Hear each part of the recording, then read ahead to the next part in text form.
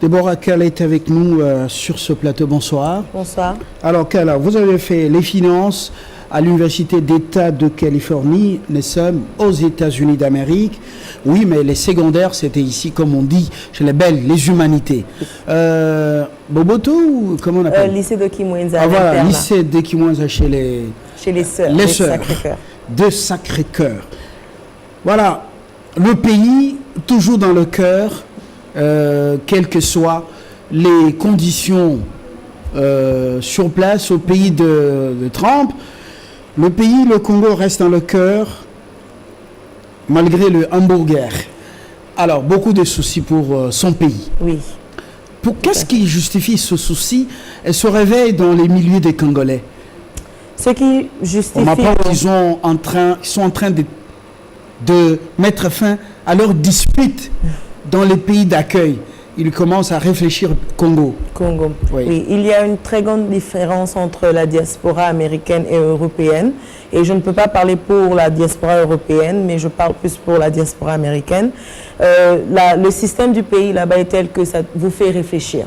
Ça vous fait réfléchir, ça vous donne des idées d'entreprise. Alors, quand vous êtes là-bas, vous apprenez, vous observez et vous pensez à comment emmener ce qui est bien là-bas, emmener ça ici. En fait, c'est ça la différence. Donc ça vous dope le moral, ça vous pousse à faire quelque chose. Oui. C'est une formation pratique. Voilà. Alors, pas beaucoup de théorie. Non.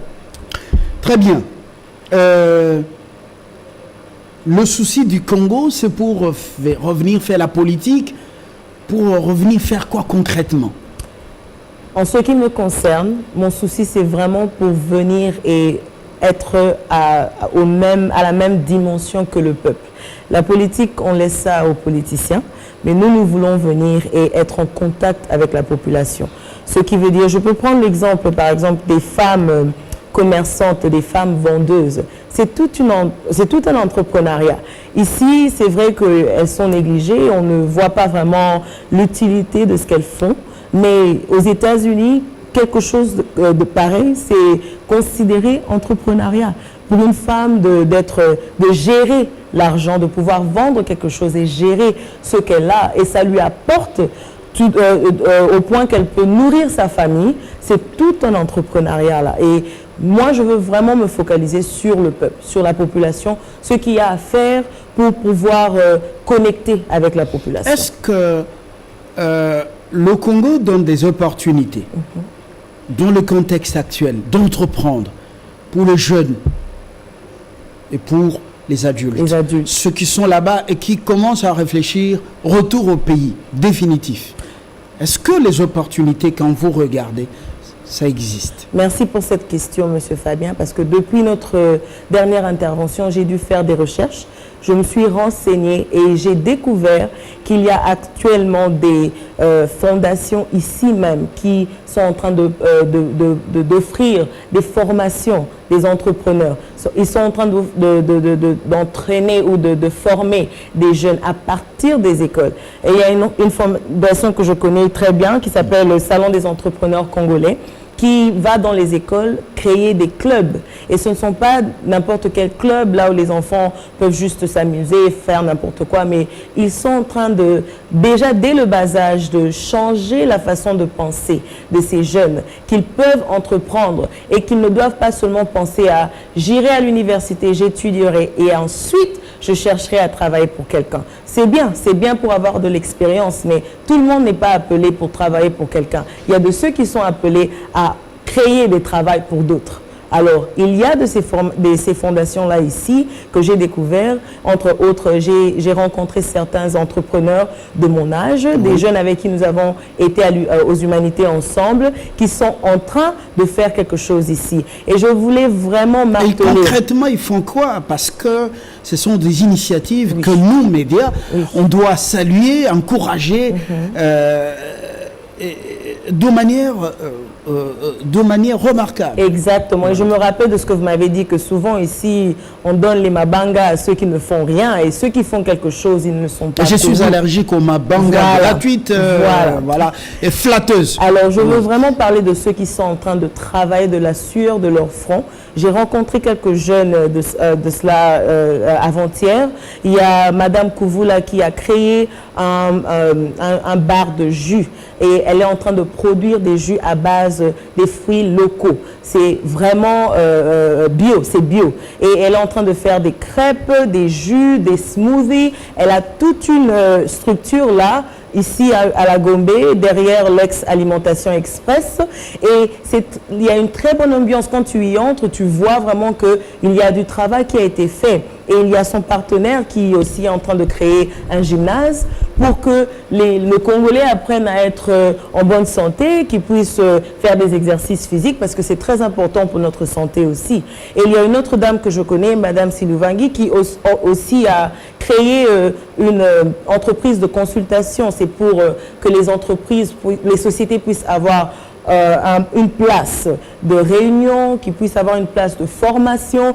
Alors, quand j'ai observé tout ceci, j'ai dit que non, mais il y a des gens qui sont déjà au travail. Parce que là-bas, la diaspora, parfois, on croit que le Congo nous attend. La diaspora croit parfois qu'on nous attend de revenir, de pouvoir faire les choses, d'être les héros. Mais moi, j'étais très Une diaspora, des gens trop plaintifs aussi. Hein? Oui. Des râleurs comme en Europe. Oui. Ils râlent trop. Oui. Quand il revient, même s'il n'avait pas laissé les meilleures conditions, oui, mais dès qu'il y a quelque chose qui ne va pas, il râle trop comme si il avait laissé un paradis ici et on aurait abîmé ce paradis. Voilà. Alors, est-ce que la diaspora américaine, congolaise, américaine, est-ce qu'elle est râleuse aussi? Elle n'est pas râleuse de prise de conscience, de cette manière. Rentrer parce que Tchitchi, le fils de Tchitchi aux affaires politiques? Non, je crois que ça commence et je me porte messagère ou garante dès que je serai de retour là-bas de donner le message qu'il faut à la diaspora congolaise en Amérique, qu'il y a déjà des gens ici qui sont en train de travailler et ils ne nous attendent pas, mais il y a beaucoup à faire encore. Malgré qu'il y en a de ceux qui travaillent, mais il y a encore beaucoup à faire et je vais encourager ceux qui sont là-bas à revenir et avoir des projets de société et investir et faire ce qu'il y a à faire. On n'a pas les marchés des bourses, oui, à l'époque du Zaïre, c'était encore au CCIZ, on s'en souvient, mais est-ce que c'est facile de reproduire le modèle américain au Congo? Nous sommes un pays francophone, vous connaissez la bureaucratie qui est lourde, et également ceux qui nous ont colonisés, nous ont formés à porter la cravate. Voilà. Elle met beaucoup plus le bureau. Du coup, tout le monde, même de jeunes filles de votre âge, veulent bien aller en politique. Alors, est-ce que c'est facile de reproduire le modèle américain chez nous? Je pense que ça l'est et c'est une affaire d'éducation. Alors, nous ne sommes pas obligés de reproduire textuellement le modèle américain, mais nous pouvons copier ce qui est bien et nous devons éduquer les gens à comprendre, comme vous dites, que être dans un bureau, c'est bien, mais à l'état dans lequel notre pays est, nous avons plus besoin de gens qui seront sur le territoire, comme on dit en anglais, terrain. Sur le terrain, voilà, sur le terrain en train de penser parce que c'est un pays qu'on doit fixer petit à petit. Ça n'arrivera pas d'un coup. C'est vraiment avec, comme on dit, lentement mais sûrement. C'est comme ça qu'on doit le faire. C'est une affaire d'éducation. Oui. Entrepreneuriat, ça paye et ça, ailleurs, ça pèse et ça mène les gens au summum. Parle-nous également de ces réalités américaines. Les gens croient que c'est le ciel. Et pourtant, il y a beaucoup de gratte-ciel, mais pas le ciel. Les travaux, c'est réservé à des gens bien connus. Aller jusqu'à atteindre le seuil d'Obama, c'est pas du jour au lendemain. Dites-nous la vérité, Caillou. Ce n'est pas donné à tout le monde. Ouais. Ce que je peux dire en ce qui concerne l'Amérique, c'est un pays d'opportunités. C'est une chose vraie, que l'Amérique est un pays d'opportunités, dans le pays dans lequel tout le monde peut se retrouver. Mais encore faut-il être éveillé et débrouillard. C'est ce qu'il faut. Il ne faut pas croire qu'en allant en Amérique, vous allez juste vous asseoir et les dollars tomberont du ciel ou vous allez récolter les dollars dans les arbres. Non, c'est un pays dans lequel il faut bosser. Alors, pour pouvoir faire quelque chose de sa vie là-bas, il faut être travailleur, il faut être débrouillard. Et c'est pour cela qu'ils aiment les étrangers, parce que les étrangers, quand ils y vont, normalement, ils y vont avec beaucoup de, comme on dit, punch, avec beaucoup d'énergie, parce qu'ils veulent faire quelque chose de leur vie. Alors, ils ont besoin de cette énergie pour vous laisser un légume. Exactement. Alors, moi, ce que je conseille aux gens qui aspirent à aller en Amérique, il faut surtout faire un effort d'aller à l'école, donc d'étudier et d'avoir un diplôme. Parce que ce qui arrive justement avec ce système de cailloux, c'est que quand tu y arrives, il y a tellement de factures à payer que tu es obligé de travailler. Et certaines personnes ont non seulement par moment à 3 endroits, voilà, trois différents endroits, 3 différents boulots, et ça te brise, ça ne te donne même pas le temps de pouvoir faire autre chose. Tu ne peux même pas étudier, alors que c'est vraiment très mauvais de rester là seulement comme travailleur et de ne pas aller à l'école pour avoir de l'éducation. Parce que là, tu le feras tout le reste de ta vie. Alors que si tu vas à l'école, tu fais de ton mieux, parce que c'est ce que moi j'ai fait.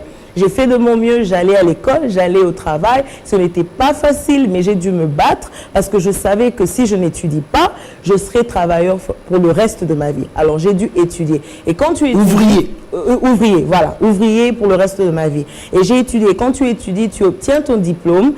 Tu peux toujours pousser un peu plus loin. Ne t'arrête pas à la licence, cherche à avoir ta maîtrise. Et pourquoi pas le doctorat? Parce que quand tu le fais, tu es calé. Et quand tu reviens ici, tu peux faire n'importe quoi. Et c'est ce que je conseillerais à tout le monde. Alors, même après avoir beaucoup étudié, est-ce que c'est sur place, c'est facile d'évoluer dans tous les domaines, comme on dit, pas atteindre le niveau d'Obama? Est-ce que c'est facile d'aller plus loin? La vérité, vous l'a dit. Je ne dirais pas que c'est facile parce qu'encore une fois, il y a beaucoup de compétition là-bas en Amérique. Parce qu'il y a tellement beaucoup de gens qui y vont et il y a la compétition dans presque tous les domaines. Alors c'est pour ça que même la licence n'est plus tellement considérée. Il faut faire sa maîtrise et encore, il faut faire son doctorat. Et le doctorat, je précise, ce n'est pas donné à tout le monde. Ça, je l'ai découvert il n'y a pas longtemps. Ce n'est pas tout le monde qui peut faire son doctorat. C'est vraiment spécifiquement pour certaines personnes. Et je ne sais pas pourquoi, mais c'est comme ça qu'est le système. Alors ce n'est toujours pas facile de pouvoir évoluer, et puis ça dépend de ce que vous dites, ce que vous entendez dans évoluer, parce que pour quelqu'un, évoluer, c'est aussi longtemps que j'ai un salaire qui peut payer mes factures, qui peut prendre soin de mes enfants, je suis bien. Mais il y en a de ceux qui, pour moi, ce n'est pas la finalité. Je veux être en mesure d'avoir ma propre entreprise, d'acheter ma propre maison, d'être propriétaire de ceci, de cela. Donc, ça dépend de ce que vous entendez dans évoluer. La vision d'abord. Voilà. Et c'est pour cela que je conseillerais à tous mes compatriotes et aux gens de la diaspora que quand on étudie là-bas et on reçoit le diplôme qu'il faut revenir ici parce qu'ici, on se retrouve mieux que là-bas. Et voilà. Certains... Un compatriote me souffle à New Jersey, il y a quelques années, que l'immigration plutôt choisie est une traite négrière modernisée. Et quel est votre commentaire? Sous coulisses, comme on dit. Sous coulisses. C'est possible, c'est probable. C'est probable parce que il donne une certaine impression. Et vous dites que oh, wow, on est aux États-Unis, on a certains privilèges, mais comme j'ai dit, vous êtes cloué quelque part. Vous êtes cloué, alors quelque part c'est toujours, vous êtes soumis à un certain système, alors qu'ici au pays, il y a une certaine liberté. Ce n'est pas libertinage, mais liberté, même liberté de vie. Là-bas, on vous connaît, on connaît tout ce que vous faites, vous êtes bloqué. Tous les mouvements. Tous les mouvements, oui. Partout où vous êtes, on vous connaît. Tout ce que vous faites. Et c'est bien quelque part, c'est aussi pour que on puisse garder les gens, on puisse garder la morale des gens. Mais parfois, ça devient en excès à un certain point que vous ne vous sentez plus libre en tant que personne. Vous n'êtes plus libre en tant que personne. Oui, il y a des limites. Justement, les Chinois, les Coréens vont rentrent chez eux, comme on les a rencontrés il y a quelques années à Harvard. Et justement, est-ce que les Congolais, maintenant, commencent à avoir les soucis d'apprendre pour revenir reconstruire cette nation? Oui, et je l'ai vu, je ne le savais pas, mais je l'ai découvert. Comme j'ai dit, les entrepreneurs que j'ai rencontrés, il y en a une qui vient de l'Italie et qui est revenue et qui a créé ce Surprise Tropical, qui est le jus, la place où elle fait des jus à base des fruits locaux. Et c'est vraiment bien pour la santé. Et il y a aussi Madame Sylvain qui vient des États-Unis, qui est revenue pour travailler ici.